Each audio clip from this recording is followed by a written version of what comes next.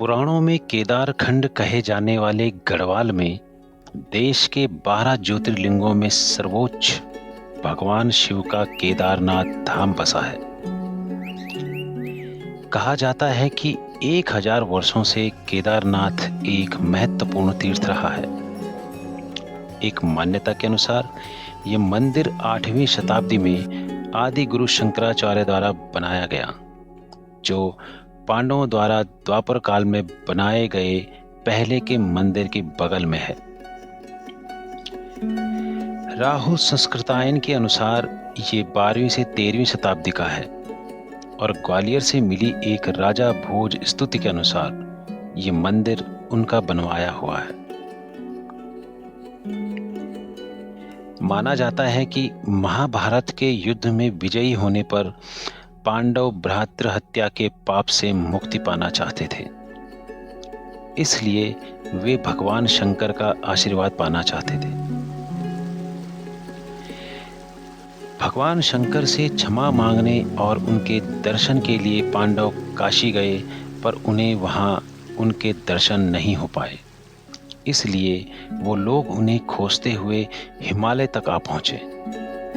लेकिन भगवान शिव युद्ध में हुए तमाम अधर्म और पापों को लेकर उनसे नाराज थे और पांडवों को दर्शन नहीं देना चाहते थे, इसलिए वे वहां से अंतर्ध्यान होकर केदार में जा बसे। पर पांडव उनका पीछा करते करते केदार भी पहुंच गए। इसलिए भगवान शंकर ने तब बैल का रूप धारण कर लिया और वे अन्य पशुओं में जा मिले। पांडवों को जब संदेह हुआ तो भीम ने अपना विशाल रूप धारण कर 2 पहाड़ों पर पैर फैला दिए। अन्य सब गाय बैल तो निकल गए, पर शंकर जी रूपी बैल पैर के नीचे से जाने को तैयार नहीं हुए। ये देखकर भीम बलपूर्वक इस बैल पर झपटने को दौड़े, लेकिन बैल भूमि में अंतर्ध्यान होने लगा। तब भीम ने बैल की त्रिकोणात्मक पीठ का भाग पकड़ लिया और सभी पांडव शिव को मनाने लग गए।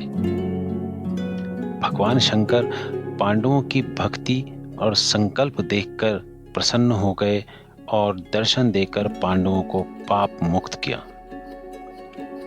उसी समय से भगवान शंकर बैल की पीठ की आकृति के रूप में केदारनाथ में पूजे जाते हैं। ऐसा माना जाता है कि जब भगवान शंकर बैल के रूप में अंतर्ध्यान हुए तो उनके धड़ से ऊपर का भाग काठमांडू में प्रकट हुआ, जो वहां पशुपति नाथ के प्रसिद्ध मंदिर के रूप में जाना जाता है। शिव की भुजाएं तुंगनाथ में, मुख रुद्रनाथ में, नाभि मदमहेश्वर में और जटा कल्पेश्वर में प्रकट हुए।